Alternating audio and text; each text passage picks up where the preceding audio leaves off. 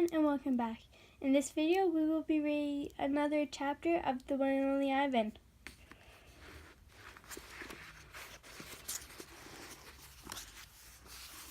Stella helps. The men are still yelling. Some of the yelling is at each other, but most of it is at Ruby. We hear scrambling, pounding, shifting. The side of the truck shudders.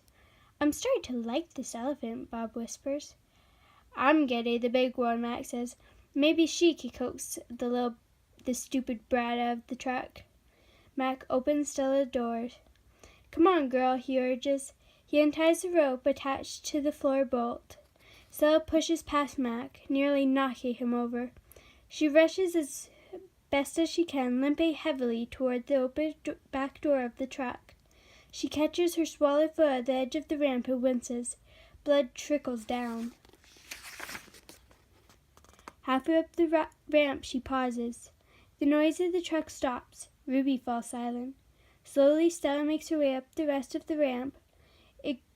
It groans under her weight. I can tell how much she is hurting by the awkward way she moves. At the top of the incline, she stops. She pokes her trunk into the emptiness. We wait. The tired gray trunk appears again. Shyly, it reaches out, tasting the air. Stella curls her own trunk around the baby's. They make soft rumbling sounds. We wait some more. A hush falls over the entire Big Top Mall. Thud, thud. Step, step, pause. Step, step, pause. And there she is, so small she can fit underneath Stella with room to spare. Her skin sags as she sways unsteadily as she makes her way down the ramp. "Not the greatest specimen," Max says, "but I got her cheap from the bankrupt circus out west. They had her shipped over from Africa. Only had her a month before they went bust." He gestures towards Ruby. "Thing is, people love babies. Baby elephants, baby gorillas. Heck, give me a baby alligator, I can make a killing." Stella ushers Ruby toward her domain. Mac and two men follow. At Stella's door, Ruby hesitates. Mac gives Ruby a shove, but she doesn't budge. Doggone it, get a clue, Ruby," he mutters, but Ruby isn't moving, and neither is Stella. Mac grabs a broom. He raises it. Instantly, Stella steps in front of Ruby to shield her. "Get in the cage, both of you," Mac shouts. Stella stares at Mac, considering, gently but firm. Using her trunk, she nudges Ruby into her domain. Only then does Stella enter. Max slams the door shut with a clang. I see two trunks entwined. I hear Stella whispering. "Poor kid," said Bob. "Welcome to the X-to-Date Big Top Mall and Video Arcade, home of the one and only Ivan." Old news. When Julia comes, she sits by Stella's domain and watches the new baby. She barely talks to me. Stella doesn't talk to me either. She is too busy nuzzling Ruby. She's cute, little Ruby, with her ears flapping like palm leaves. But I am handsome and strong. Bob trots a circle around my belly before settling down in just the right spot. "Give it up, Ivan," he said. "You're old news." Julia gets out a piece of paper and a pencil. I can see that she is drawing Ruby. I move to the corner of my domain to pout. Bob grumbles. He doesn't like it when I disrupt his naps. "Homework," Julia's father scolds. Julia sighs and puts her drawing aside. I grunt, and Julia glances in my direction. "Poor old Ivan," she says. "I've been ignoring you, haven't I?" I grunt again, a dignified, indifferent grunt. Julia thinks for a moment. She smiles. She walks over to my domain, to the spot in the corner where the glass is broken. She slides papers through. She rolls a pencil across my cement floor. "You can draw the baby elephant too," Julia says. I bite the pencil in half with my magnificent teeth. Then I eat some paper. Tricks. Even after Julia and her father leave, I try to keep sulking, but it's no use. Gorillas are not by nature pouters. "Stella," I call. "It's a full moon. Did you see?" Sometimes when we are lucky we catch a glimpse of the moon through the skylight in the food court. I did, Stella says. She is whispering, and I realize that Ruby must be asleep. Is Ruby all right? I ask. She's too thin, Ivan, Stella says. Poor baby. She was in that truck for days. Mac borrowed from a circus, the same way he bought me. But she hadn't been there long. She was born in the wild like us. Will she be okay, I ask. Stella doesn't answer my question. The circus trainers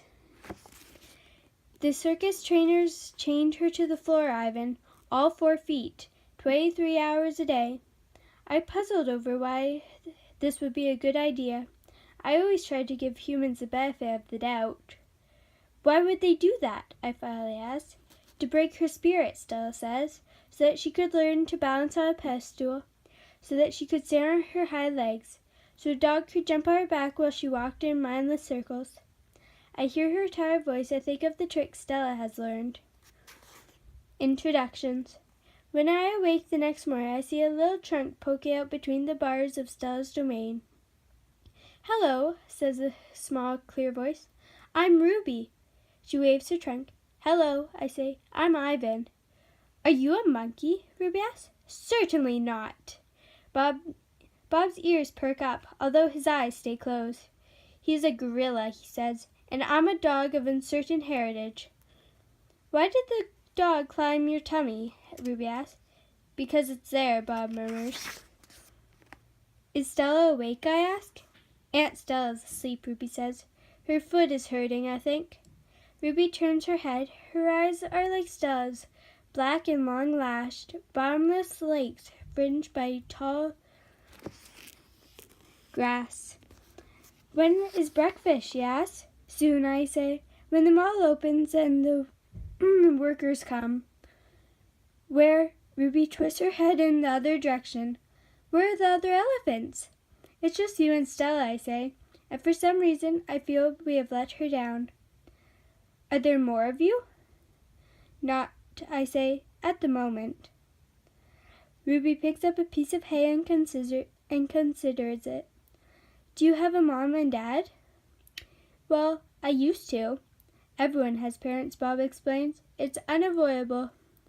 Before the circus, I used to live with my mom and my aunts and my sisters and my cousins, Ruby says. She drops the hay, picks it up, and twirls it. They're dead. I don't know what to say. I'm not really enjoying this conversation, but I can see that Ruby isn't done talking. To be polite, I say, I'm sorry to hear that, Ruby. Humans killed them, she says. Who else? Bob asks, and we all fall silent. Stella and Ruby. All morning, Stella strokes Ruby, pats her, smells her. They flap their ears. They rumble and roar. They sway as if they're dancing. Ruby clings to Stella's tail. She slips under Stella's belly. Sometimes they just lean into each other, their trunks twirled together like jungle vines. Stella looks happy. It's more fun to watch than any nature show I've ever seen on TV. Home of the one and only Ivan. George and Mac are out by the highway. I can see them through one of my windows. They're next to each other on tall wooden ladders, leaning against the billboard that tells the cars to stop and visit the one and only Ivan, mighty Silverback. George has a bucket and a long-handled broom. Mac has pieces of paper. He slaps one against the billboard. George dips the broom into the bucket. He wets the paper with the liquid from the bucket, and somehow the paper stays in place. They put many pieces before they are done. When they climb down from the ladders, I see that they've added a picture of a little elephant to the billboard. The elephant has a lopsided smile. She is wearing a red hat, and her tail curls like a pig's. She doesn't look like Ruby. She doesn't even look like an elephant. I've only known Ruby one day, and I could have drawn her better. Art lesson. Ruby asks a lot of questions. She says, Ivan, why is your tummy so big? And have you ever seen a green giraffe? And can you get me one of those pink clouds that the humans are eating? When Ruby asks, what is that on your wall? I explain that it is a jungle. She says the flowers have no scent, and the waterfall has no water, and the trees have no roots. I am aware of that, I say. It's art, a picture made with paint. Do you know how to make art, Ruby asks. Yes, I do, I say. I puff up my chest just a little. I've always been an artist. I love drawing. Why do you love it? Ruby asks. I pause. I've never talked to anyone about this before. When I'm drawing a picture, I feel quiet inside. Ruby frowns. Quiet is boring. Not always. Ruby scratches the back of her neck with her trunk. What do you draw anyway? Bananas mostly. Things in my domain. My drawings sell at the gift store for $25 a piece with a frame. What's a frame, Ruby asks. What's $1? What's a gift store? I close my eyes. I'm a little sleepy, Ruby. Have you ever driven a truck, Ruby asks. I don't answer. Ivan, Ruby asks, can Bob fly? A memory flashes past, surprising me. I think of my father snoring peacefully under the sun while I try every trick I know to wake him. Perhaps I realize he wasn't really such a sound sleeper after all. Treat. How's that foot, old girl? George asks Stella. Stella pokes her trunk between the bars. She inspects George's right shirt pocket for the treat he brings her every night without fail. George doesn't always bring me treats. Stella's his favorite, but I don't mind. She's my favorite too. Stella sees that George's pocket is empty. She gives George a frustrated nudge with her trunk, and Julia giggles. Stella moves to George's left pocket and discovers a carrot. Nimbly she removes it. Mac walks past. Toilet's plugged up in the men's bathroom, he says. Big mess. I'll take care of it, George sighs. Mac turns to leave. Before you go, Mac, George says, you may want to take a look at Stella's foot. I think it's infected again. Darn thing never does heal up right, Mac rubs his eyes. I'll keep an eye on it. Money's tight, though. Can't be calling the vet every time she sneezes. George strokes Stella's trunk. She inspects his pockets one more time, just in case. Sorry, girl, George says, as he watches Mac walk away. Elephant jokes. Ivan? Bob? I blink. The dawn sky is a smudge of gray flecked with pink, like a picture drawn with 2 crayons. I can just make out Ruby in the shadows waving hello with her trunk. Are you awake? Ruby asks. We are now, says Bob.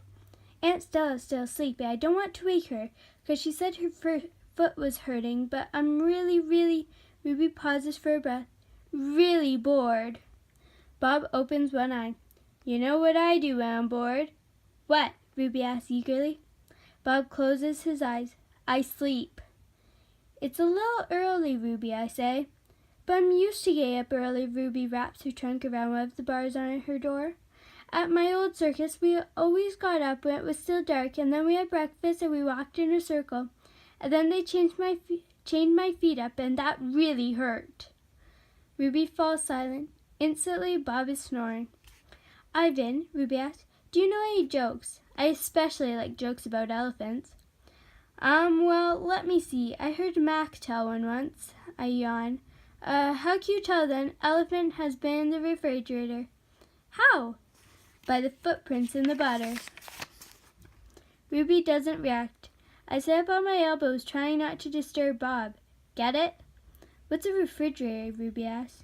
It's a human thing, a cold box with a door. They put food inside. They put food in the door, or food in the box? And is it a big box, Ruby asks, or a little box? I can see that this is going to take a while, so I sit up all the way. Bob slides off, grumbling. I reach for my pencil, the one I snapped in half with my teeth. Here, I say, I'll draw you a picture of one. In the dim light, it takes me a minute to find a piece of the paper Julia gave me. The page is a little damp. It has a smear of something orange on it. I think it's from a tangerine. I tried my best to make a refrigerator. The broken pencil does not cooperate, but I do what I can. By the time I'm done, the first streaks of morning sun have appeared in flashy cartoon colors. I hold up my picture for Ruby to see. She studies it intently, her head turned so that one black eye is trained on my drawing. Wow, you made that? Is this the thing you were telling me about before?